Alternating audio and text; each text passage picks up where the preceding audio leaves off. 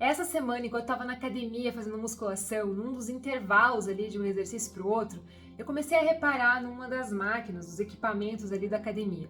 E tinha um adesivo nele com várias partes do corpo.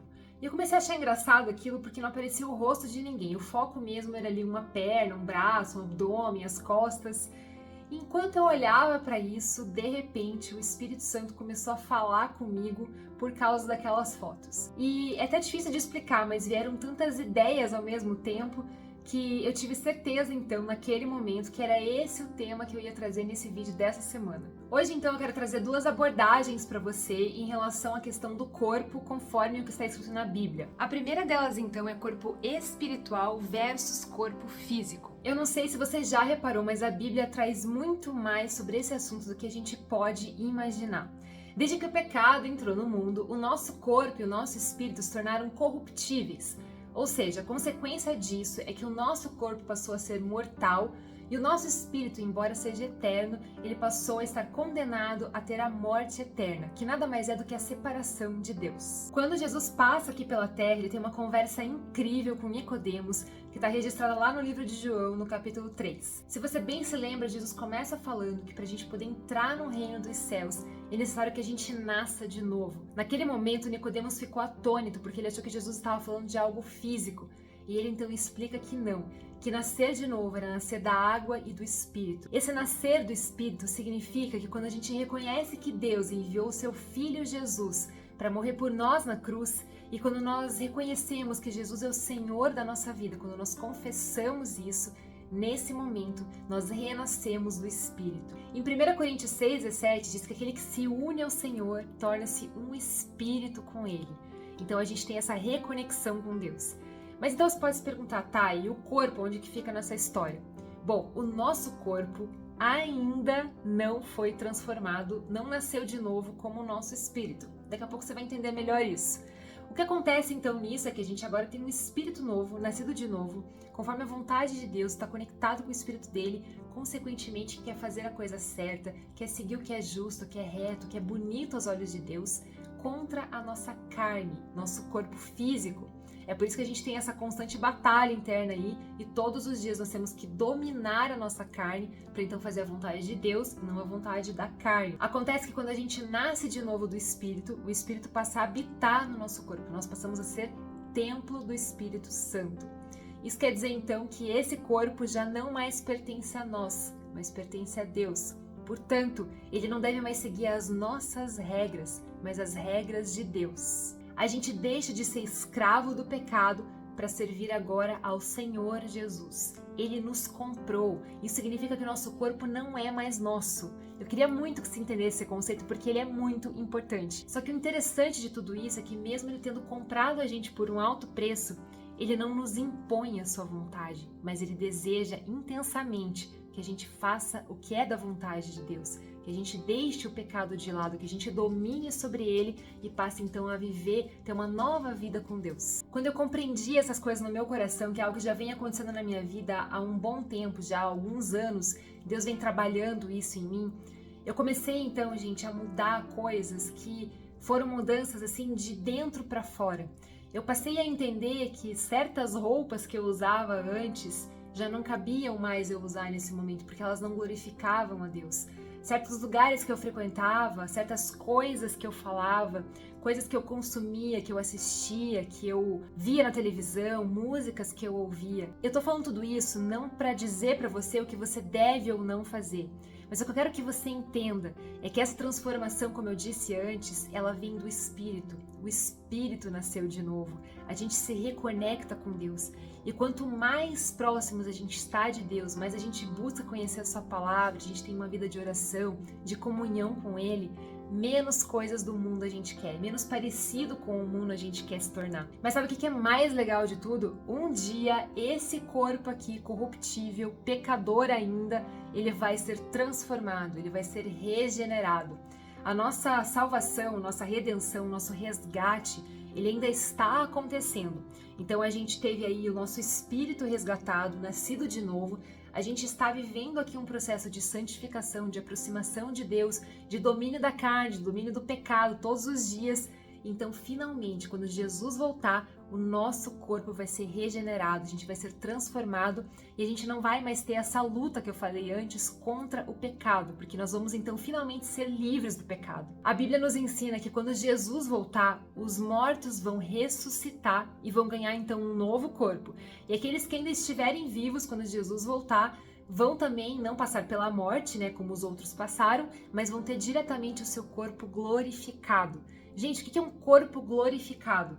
O nosso exemplo de corpo glorificado é o que aconteceu exatamente com Jesus quando ele ressuscitou. Se você for lembrar, quando Jesus ressuscitou e os discípulos viram ele, no começo eles não reconheceram Jesus. Eu imagino que era porque o corpo dele estava diferente. E num primeiro momento eles não conseguiram perceber que era ele. Mas então quando finalmente as vendas dos olhos caíram, eles contemplaram a beleza de Jesus naquele corpo glorificado que ele recebeu. Aí você pode se perguntar assim, Tabe, é um negócio bem louco pra acreditar, né? Você acredita mesmo? Gente, eu acredito mesmo. E sabe qual que é a certeza que eu tenho de que isso vai acontecer? A Bíblia nos ensina que quando ele foi para o Pai, ele prometeu que ele ia enviar o Espírito Santo, que é o Espírito Consolador, que é o Espírito de Deus, e que esse Espírito então iria habitar em nós, que é o que a gente estava falando antes. A partir desse momento, então, a Bíblia diz que o Espírito Santo é o penhor da nossa herança. Por muitas vezes eu li esse versículo e eu não conseguia compreender muito bem esse negócio do penhor da herança e tal. Eu sabia, né, o que era penhor e tudo mais, mas eu não conseguia entender o que isso tinha a ver, assim, com a questão espiritual. Gente, presta atenção num negócio maravilhoso. Quanto mais eu leio a Bíblia, mais maravilhada eu fico. Mas olha só, eu quero que você entenda isso muito, muito no seu coração, tá? Pensa só, se você vai numa casa de penhor, se você vai num banco para fazer penhora de algum bem, alguma coisa, um anel de ouro, por exemplo. Você deixa o anel de ouro lá, pega o teu dinheiro e aquilo lá ficou como garantia de que você vai ou voltar para pagar, ou se você não pagar, né, eles vão ficar com aquele bem lá para pagar o seu empréstimo, digamos assim. E o Espírito Santo faz o mesmo papel. Deus coloca o Espírito dele em nós como garantia, dizendo assim, ó, eu tô deixando com você aí o meu Espírito habitando no teu corpo, nesse corpo frágil, nesse corpo pecador. Eu vou habitar em você como garantia de que eu vou voltar, de que você vai herdar o reino dos céus. Ai, gente, isso é maravilhoso. Não tem como não achar incrível, sabe? Se você conseguir entender assim um pouquinho no seu coração, você também vai achar legal. Fechando esse raciocínio então sobre corpo físico e corpo espiritual, agora eu vou falar com você sobre o corpo de Cristo. Quando eu tava lá na academia vendo aquelas fotos daquelas partes do corpo, logo eu pensei que nós somos membros do corpo de Cristo. Essa é a referência, essa é a imagem ali que a Bíblia coloca pra gente. Então, a partir disso, eu consigo compreender que nós não somos, obviamente, partes do corpo perdidas por aí. Nós estamos conectados com o mesmo corpo e principalmente com a mesma cabeça, que é Cristo. Portanto, ele sendo a cabeça desse corpo, ele dita as regras, ele comanda as regras do corpo e nós temos que obedecer. Então você veja que por outra perspectiva, a ideia, a essência do que a Bíblia diz é a mesma. Nós temos que seguir o cabeça que é Cristo. Como membros então do corpo de Cristo, nós temos que entender então qual que é a nossa função nesse corpo.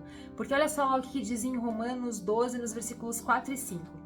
Assim como cada um de nós tem um corpo com muitos membros e esses membros não exercem todos a mesma função, assim também em Cristo nós, que somos muitos, formamos um corpo e cada membro está ligado a todos os outros. Se a gente não busca desenvolver então os nossos dons e edificar esse corpo, a entender qual que é o nosso lugar nesse corpo de Cristo, infelizmente a gente está contribuindo para que esse corpo se torne fraco e debilitado. Ou ainda, pior que isso, tem uma passagem muito séria em que Jesus fala que ele é a videira verdadeira e que nós somos os ramos, nós estamos conectados a ele e sem ele nada podemos fazer. E ainda mais, que é uma parte muito séria, ele fala que Deus, que cuida dessa videira, vai cortar aqueles ramos que não produzem frutos e vai jogar esses ramos no fogo. É por isso que é tão importante a gente dar esse enfoque, a gente começar a perceber, a refletir qual é a nossa função no corpo de Cristo. Se você não curte muito muito a ideia aí de estar conectado com os outros, eu sinto te dizer, mas foi assim que Deus estabeleceu. Apesar de a Bíblia nos ensinar algo tão importante sobre o reino de Deus, sobre o corpo de Cristo e como que as coisas no mundo espiritual funcionam, eu fico muito triste porque eu vejo muitas divisões entre os irmãos, eu vejo muitas desavenças. E na Bíblia fala que o maior mandamento é amar a Deus acima de todas as coisas, e o segundo maior mandamento é amar o nosso próximo como a nós mesmos. É por isso que a Bíblia fala disso, porque nós amamos o nosso corpo, nós precisamos amar o nosso corpo, todas as partes dele. E então, se a gente não ama o nosso irmão, a gente está odiando o nosso próprio corpo, porque a gente faz parte disso. Queridos, nós precisamos prestar atenção na forma como nós agimos nas redes sociais, como que nós deixamos os nossos comentários, como que a gente responde ao comentário de outras pessoas. Nós precisamos ter amor nas nossas palavras, nós precisamos ter paciência, compaixão pelo próximo. Isso é o que Deus espera de nós. Isso vale não só para os nossos irmãos, mas para as pessoas de fora, para aqueles que ainda não fazem parte do corpo de Cristo. Porque pode ser que a partir das nossas atitudes, e principalmente, é claro, do agir do Espírito Santo, essas pessoas sejam convencidas então a deixar essa vida distante de Deus de lado e vir então fazer parte desse corpo de Cristo, a ser filhos de Deus. De tudo isso, então, eu quero que você guarde no seu coração essas duas perspectivas, essas duas abordagens, porque, gente, elas estão muito mais presentes na palavra de Deus, principalmente ali nos livros do Novo Testamento, do que você pode imaginar. Na descrição aí do vídeo, como de costume, eu vou deixar para você todos os versículos que eu usei para embasar esse vídeo. Acesse depois, leia na sua Bíblia, medite nessa palavra. Com certeza vai ser muito legal e talvez seja aí uma perspectiva que você não tinha antes e que vai abrir a sua mente para novas coisas, para aprender mais de Deus. Se você gostou desse vídeo, curta, compartilhe com alguém, se inscreva no canal e, gente, eu espero você no próximo episódio, no próximo vídeo aqui do canal, porque você já sabe, né? Eu preciso te contar.